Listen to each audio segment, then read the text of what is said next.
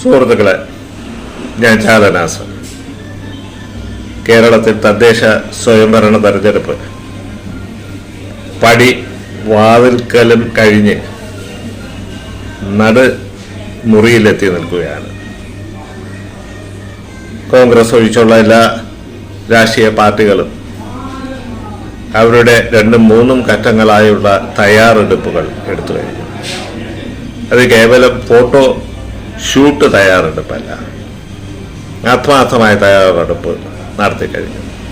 തിരുവനന്തപുരം കോർപ്പറേഷനെ സംബന്ധിച്ചിടത്തോളം വളരെ മുന്നിലാണ് ആ 2 മുന്നണിയും എന്നുള്ളത് നമുക്ക് എല്ലാവർക്കും അറിയാം. അതവിടെ ഇരിക്കട്ടെ. ആ ഒരു തെരഞ്ഞെടുപ്പ് കാലഘട്ടത്തിൽ കേരളത്തിലെ കോൺഗ്രസ് പാർട്ടി നേരിടുന്ന വലിയ സംഘടനാപരമായ അപജയം എന്നുള്ളത് ഇത് കേവലം മാപ്രകളുടെ പ്രചരണം മാത്രമായിട്ട് പറഞ്ഞ് കളയുവാൻ പറ്റില്ല. KPCC ഭാരവാഹികളെ നിശ്ചയിച്ചത് മുതൽ അതിനു മുമ്പുണ്ടായിരുന്ന അഭിപ്രായ വ്യത്യാസങ്ങൾ രൂഢമൂലമായിരിക്കുന്നു എന്നുള്ളതാണ്.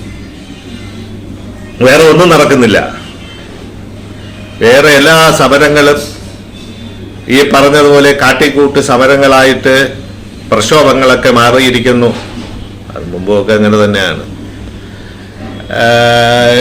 ഒരു കാട്ടിക്കൂട്ടൽ പോലും ചില സംഭവങ്ങളില്ല. തലസ്ഥാന നഗരിയിൽ ഒരു പെൺകുട്ടി ക്രൂരമായി ബലാത്സംഗം ചെയ്യപ്പെട്ട വിഷയം പോലും നമുക്കൊന്ന് കാട്ടിക്കൂട്ട് സമരം പോലും നടത്തുവാൻ പറ്റിയില്ല എന്നുള്ളത് അടക്കമുള്ള കാര്യങ്ങൾ അവിടെ ഇരിക്കട്ടെ.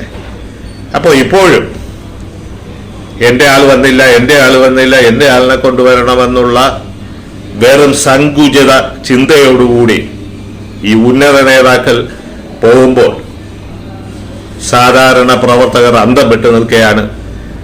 കോൺഗ്രസ് പാർട്ടിക്ക് വോട്ട് ചെയ്യാൻ തയ്യാറെടുത്ത് നിൽക്കുന്ന ആളുകൾ, CPM-ൽപ്പെട്ട അടക്കമുള്ള ആളുകൾ അന്തം വിട്ടു നിൽക്കുകയാണ്.